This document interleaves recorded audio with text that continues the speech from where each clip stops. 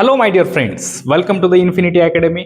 मैं आप सबका दोस्त जीबी सर आज आपके लिए लेके आया हूँ 11th एनसीईआरटी का एक important concept from the topic body fluids and circulation.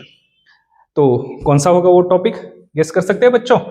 चलो तो देखते हैं बच्चों वो कौन सा टॉपिक है आज हम जो पढ़ने वाले हैं। तो सबसे पहले we will have a quite revision here.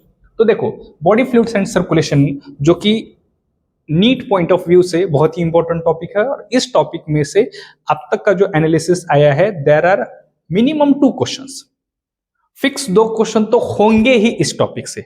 अब कौन से पार्ट पे होंगे नो वन नोज, किसी को नहीं पता।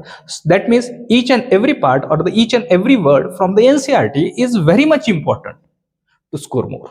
तो देखो, जैसे कि हमने देखा है ब्लड वेस्कुलर सिस्टम हमारे पास में जो होती है, ब्लड वेस्कुलर सिस्टम जो हमारे पास में होती है, इट कंसिस्ट ऑफ 3 थिंग्स या it is made up of 3 things. The first thing that is, अरे ये पेन नहीं लिया क्या? Okay, the first thing that is the blood. पहला जो ब्लड वेस्कुलर सिस्टम में द फर्स्ट फैक्टर और the first thing which is present that is the blood. Blood है इसलिए तो ब्लड वेस्कुलर बोला ना, yes. And the second thing क्या है बच्चों? तो ब्लड को कैरी करने के लिए एक वेसल लगेगी, एक पाइप लगेगा, तो उसको हम बोलते हैं blood vessels. And the third thing that is about the heart. So these are the 3 things which are the part of a blood vascular system. Blood vascular के ये 3 पार्ट यहाँ पे है।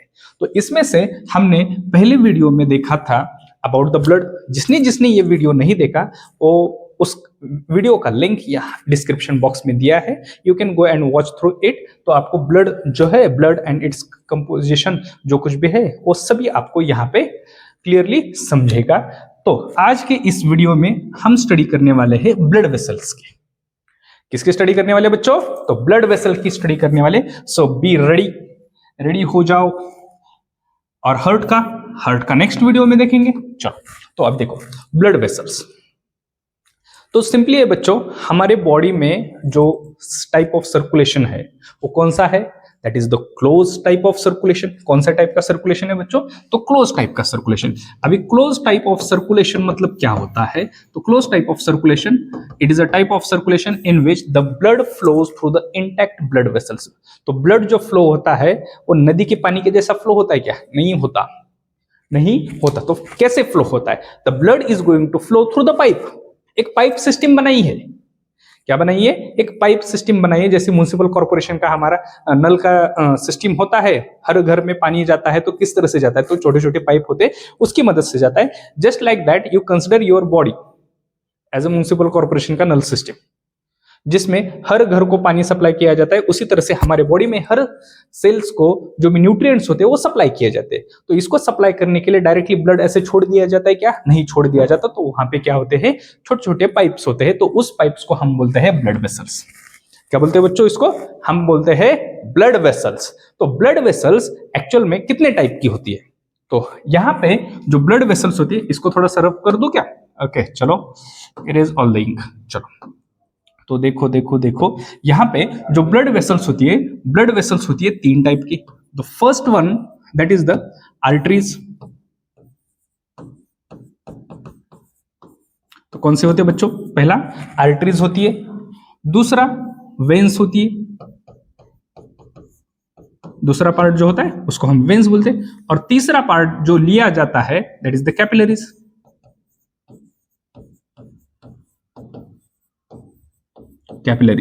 Okay, these are the 3 main types of the blood vessels। इसमें से सबसे ज्यादा हमको जो डिफरेंस देखने को मिलता है वो आर्टरीज एंड वेन्स में देखने को मिलता है। किसमें देखने को मिलता है? आर्टरीज एंड वेन्स में देखने को मिलता है। चलो तो बच्चों अभी हम देखते हैं यहाँ पे आर्टरीज वेन्स में क्या डिफरेंस आता है, ये किस तरह से काम करती है। तो let's move towards the next slide. तो देखो आर्टरीज और वेन्स कैसे इन दोनों में हमको क्या डिफरेंस देखने को यहाँ पे मिलता है। कलर चेंज कर लेते हैं हम। तो सबसे पहले देखते हैं ब्लड आर्टरीज और बाद में देखेंगे ब्लड वेन्स। तो देखो अब दोनों में मोर इलास्टिक कौन रहता है? तो मोर इलास्टिक होती है आर्टरीज, लेस इलास्टिक होती है वेन्स। व्हाई? ये तो कोई बताएगा, मैं बताऊंगा why the arteries they are more elastic and veins are less elastic. तो सीधी बात है कि आर्टरीज जो होती है, आर्टरीज में सबसे ज्यादा ब्लड प्रेशर होता है। आर्टरीज के अंदर क्या होता है बच्चों? ब्लड प्रेशर होता है। अगर ब्लड प्रेशर ज्यादा है तो आर्टरीज में इलास्टिसिटी होने की वजह से arteries are not going to get burst. नहीं तो क्या हो जाएगा कि अगर ब्लड प्रेशर बढ़ गया तो आर्टरीज बहुत जल्दी फट जाती अगर इलास्टिक नहीं होती। समझे क्या? ओके। और इसमें ब्लड फ्लो जो होता है that is not going to flow with a pressure, बहुत ज्यादा प्रेशर से यहाँ पे फ्लो नहीं होता, तो इसको इलास्टिसिटी की ज्यादा जरूरत है क्या? जरूरत नहीं है। ओके चलो next, the tunica media is very thick. यहाँ पे ट्यूनिका मीडिया जो होता है आर्टरीज में वेरी थिक होता है, यहाँ पे ट्यूनिका मीडिया बहुत ही थिन होता है। तो देखो बच्चों, अभी ए वाला जो पॉइंट है इसको मैं स्टार मार्क कर देता हूं और ये नीचे वाला जो पॉइंट है इसको मैं स्टार मार्क कर देता हूं। अब ऐसा क्यों किया गुरुजी? तो देखो, these two parts are related to the anatomy of the blood vessels, और एनाटॉमी का पार्ट इस स्लाइड के बाद में मैं लेता हूं। ओके, उसमें आपको समझेगा, ये दोनों पॉइंट्स वहां पे एक्सप्लेन कर देता हूं मैं। तो देखो, अभी चौथा पॉइंट क्या है कि वॉल्स एब्सेंट होते हैं। आर्टरीज के अंदर there are no valves, they are totally absent. कोई भी वॉल नहीं देखने को मिलता हमको। किस में देखने को नहीं मिलता बच्चों? तो आर्टरीज में देखने को मिलता है। अब कुछ बच्चे बोलेंगे सर पहले ये तो बताइए वॉल होता क्या है। तो देखो, जैसे कि हमारे यहाँ पे जो नल होता है, नल में एक लॉक होता है, तो जैसे ही हम टैप ऑन करते हैं तो वो लॉक खुल जाता है और जो पीछे वाला पानी होता है वो आगे आ जाता है। तो उसी तरह से यहाँ पे जो ब्लड वेसल होती है, सपोज यह इस तरह से ब्लड वेसल है, तो ब्लड वेसल के अंदर क्या होता है, यहाँ पे एक वॉल होता है, वॉल। ओके, एक लॉक होता है जो क्या करता है, अगर ब्लड ऊपर गया तो ये वापस नहीं जा सकता, वापस इसको अलाउ नहीं किया जाता। Valves this are used to prevent the back flow of the blood. Blood का जो बैक फ्लो होगा तो उसको रोकने के लिए क्या प्रेजेंट होता है बच्चों? तो वॉल्स प्रेजेंट होता है। तो लेकिन ये जो आर्टरी होती है, आर्टरी के अंदर ब्लड फ्लो बहुत ही प्रेशर से होता है।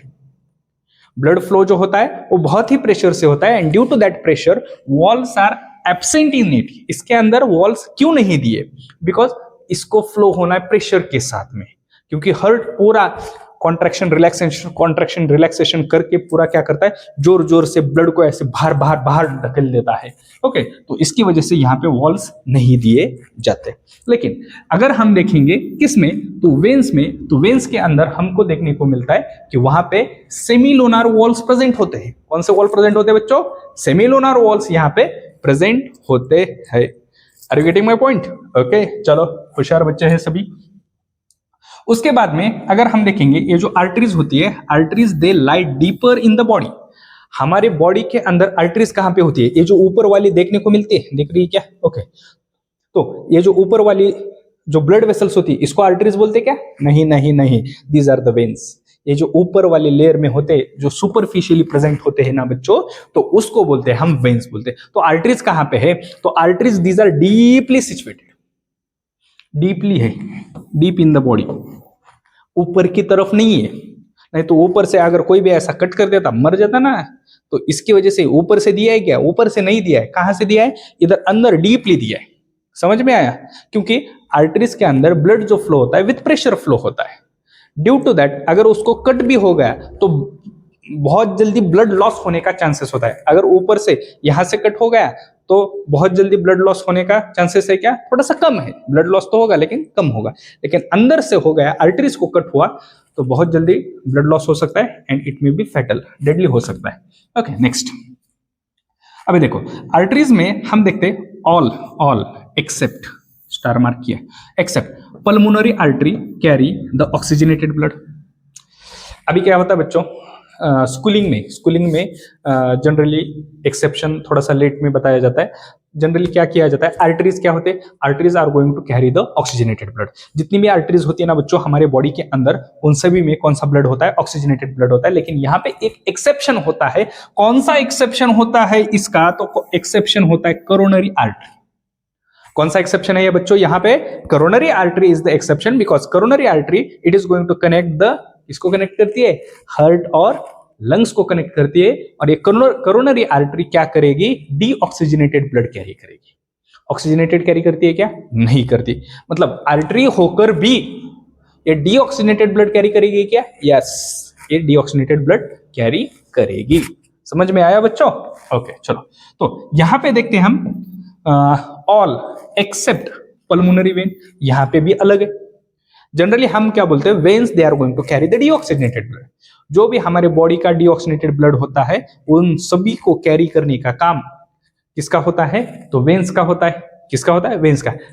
ये जो पल्मोनरी वेन होती है, pulmonary vein is going to carry the oxygenated blood from lungs to the heart. Lungs से जो ऑक्सीजनेटेड ब्लड होता है उसको कैरी करने का काम होता है पल्मोनरी वेन को। वो कहां पे लाके छोड़ती है? हार्ट के अंदर। समझ में आया? तो it is an exception of the when. बाकी सब तो डीऑक्सीजनेटेड कैरी करेंगे, एक अकेली है क्या करेगी? ऑक्सीजनेटेड कैरी करेगी। ओके चलो नेक्स्ट। तो यहां पे ब्लड फ्लो इज जर्की और डिसकंटिन्यूअस। ये क्या बात हुई? आर्टरीज है, blood flow with the pressure भी बोल रहे सर आप, और यहां पे बोल रहे कि ब्लड फ्लो इज जर्की और डिसकंटिन्यूअस। तो इसके ऊपर एमसीक्यू भी आता है, इसके ऊपर असर्शन रीजन पूछा जाता है। ओके, मल्टीपल स्टेटमेंट में भी ये आ सकता है। तो देखो इसको कैसे एक्सप्लेन करेंगे हम। ब्लड फ्लो इज जर्की और डिसकंटिन्यूअस, मतलब ब्लड तो प्रेशर के साथ में जाता है लेकिन रुक रुक के जाता है। ऐसा कैसा? How is this possible? तो देखो बच्चों, जब हार्ट क्या करता है? कॉन्ट्रैक्शन करता है, contraction of the heart. Okay, rhythmic systole and the diastole of the heart is called as the heart beat. तो जब ये हार्ट बीट होती है तब हार्ट क्या करता है? यहाँ पे ब्लड को पंप करता है, ऐसे बाहर पंप करता है। वेन्स हमारी जो वेंट्रिकल्स होती है, वेंट्रिकल्स क्या करते हैं? ब्लड को ऐसा पंप करते बाहर। अभी एक बार पंप किया, एक बार पंप करने के बाद में क्या होता है? जो भी ब्लड है, ब्लड को ऐसा जोर से धक्का दिया, धक्का देने की वजह से ब्लड गया, जितना ब्लड था वो। तो ओके, अभी फिर रिलैक्स हो गया, वेंट्रिकल्स रिलैक्स हो गए, तो एक गैप तैयार हो गया। फिर कुछ देर बाद वो क्या करता है? ऐसे दूसरा झटका देता है।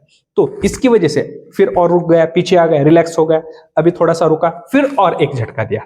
दैट मीन्स यहां पे क्या हो रहा है बच्चों कि ये जो ब्लड फ्लो हो रहा है आर्टरीज के अंदर, ये जर्की क्यों है? क्योंकि वेंट्रिकल्स क्या करते हैं? थोड़ा सा क्या करते हैं? आराम करते हैं, रेस्ट करते हैं, जिसकी वजह से एक गैप तैयार होता है। सो यहां पे कंटिन्यूअसली ब्लड पंप कर रहे, रुक रहे, ब्लड पंप कर रहे, रुक रहे, ब्लड पंप कर रहे, रुक रहे। तो इसकी वजह से यहाँ पे जो भी फ्लो होगा वो जर्की एंड डिसकंटिन्यूअस रहेगा। कंटिन्यूअस है क्या? नहीं है। लेकिन अगर हम यहाँ पे देखेंगे तो ये कंटिन्यूअस होता है वेन्स में, क्योंकि यहाँ पे इसको पंप करने वाला नहीं है कोई। समझ में आया? ओके चलो नेक्स्ट है बच्चों लास्ट वाला। These vessels carry blood away from the heart. Yes, सबसे important part. You cannot define the arteries on the basis of type of blood which they carry because it is having an exception. इसके पास में एक exception है, तो इस basis पे इसको define नहीं कर सकते हम। तो कौन से बेसिस पे हम आर्टरीज एंड वेन्स को डिफाइन करेंगे? तो ब्लड को अवे फ्रॉम द हार्ट लेके जाती है या टूवर्ड्स द हार्ट लेके आती है, तो इसके हिसाब से हमको क्या करना पड़ेगा? इसको डिफाइन करना पड़ेगा। तो देखो आर्टरीज जो होती है, arteries always carry the blood away from the heart. कहां से कहां कैरी करेगी? Arteries always carry the blood away from the heart. Heart से जो भी ब्लड रहेगा, ऑक्सीजनेटेड रहने दो, डीऑक्सीजनेटेड रहने दो, तो दोनों भी ब्लड को away from the heart, heart से दूर लेके जाने वाला कौन होता है? आर्टरी होता है।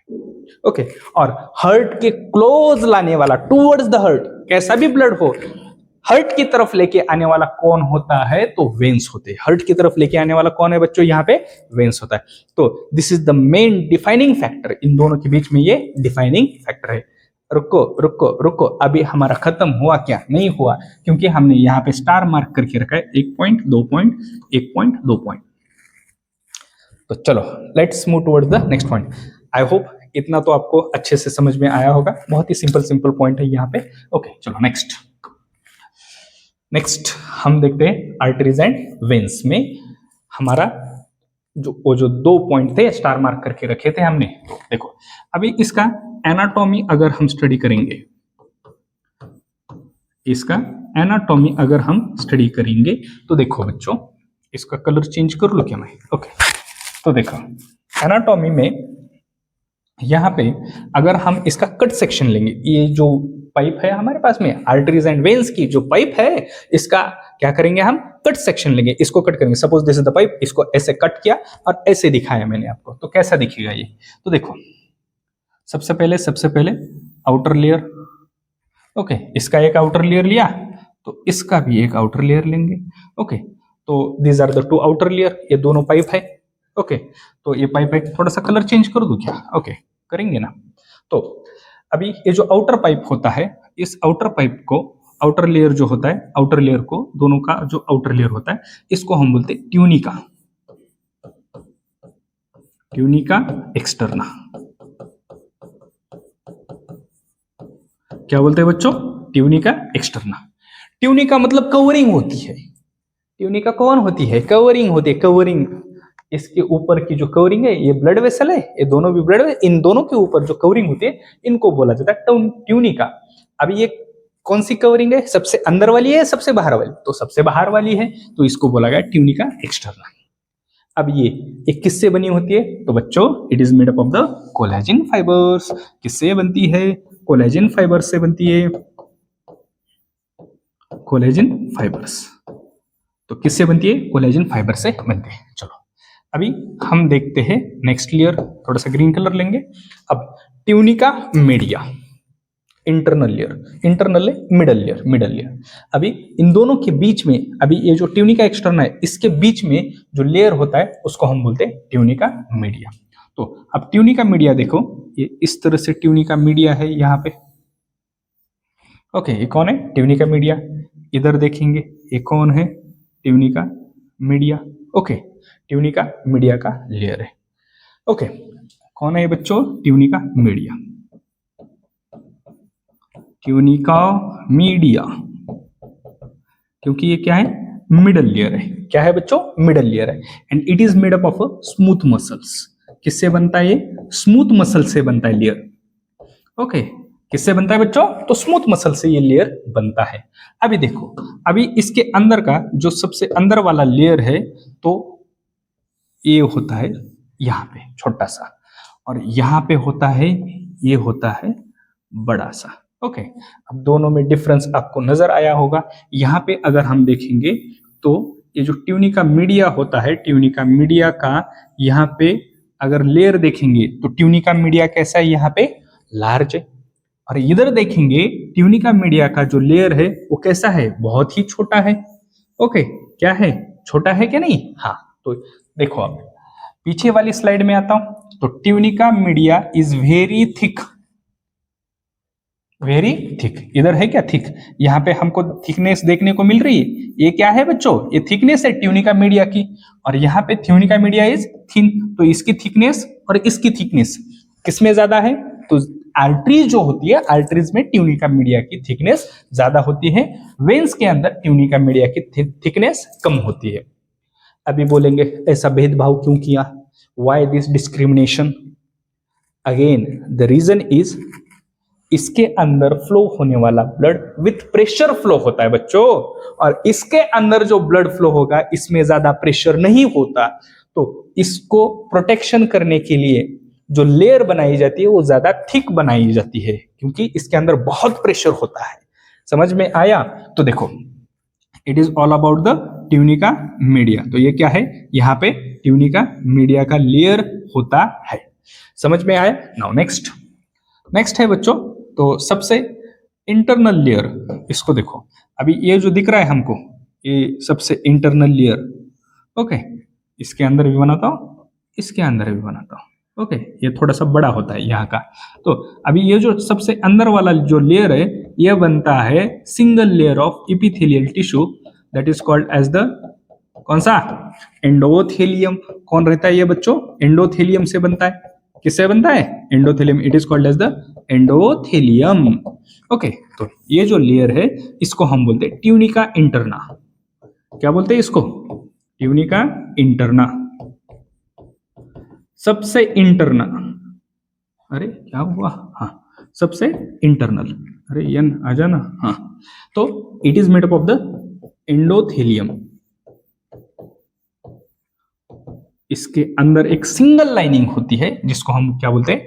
एंडोथेलियम बोलते हैं। ओके, क्या बोलते हैं इसको? एंडोथेलियम। अभी आप देखो कि हमने जो पॉइंट पढ़ा था कि ट्यूनिका मीडिया क्या है, आर्टरीज में थिक होती है, वेन्स में थिन होती है, यहाँ पे हमको दिख रहा है वो।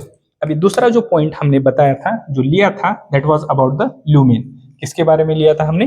ल्यूमेन के बारे में लिया था। देखो क्या बताया था बच्चों, यहाँ पे ल्यूमेन जो होता है वो नैरो होता है, और वेन्स में जो ल्यूमेन होता है वो ब्रॉडर होता है। क्या होता है? ब्रॉडर होता है। तो देखो मेरे प्यारे बच्चों, ल्यूमेन मतलब यहाँ पे जो इधर सेंटर का पार्ट है, इधर ये जो सेंटर का पार्ट है जिसके अंदर से ब्लड फ्लो होगा, इसको बोलते हैं हम ल्यूमेन। क्या बोलते हैं इसको? ल्यूमेन बोलते हैं, ल्यूमेन। तो यहाँ पे जो ल्यूमेन है, ल्यूमेन कैसे दिख रहा है हमको? छोटा दिख रहा है। क्यों छोटा दिख रहा है? बहुत ही नैरो है। नैरो क्यों है? क्योंकि ट्यूनिका मीडिया बड़ा है। और यहाँ पे अगर हम ल्यूमेन देखेंगे, दिस ल्यूमेन, ये ल्यूमेन यहाँ पे कैसा है? तो ल्यूमेन यहाँ पे ब्रॉड है, ब्रॉड बड़ा है। बड़ा क्यों बड़ा है? ट्यूनिका मीडिया छोटा सा है। समझ में आ रहा है? So this is the major difference between the arteries and veins. समझ में आया? ये क्या है? मेजर डिफरेंस प्रेजेंट है arteries and veins. Yes, I hope आपको ये सब समझ में आया होगा। And that's all for this video.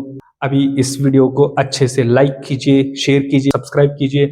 ऐसे ही बहुत से इंटरेस्टिंग वीडियोस आपको 11th NCERT, 12th NCERT, okay, 9th 10th foundation, इन सभी के आने वाले हैं। अगर आपके कोई भी डाउट है तो आप हमें कमेंट बॉक्स में लिख सकते हैं। ओके, चलो, all the best, thank you.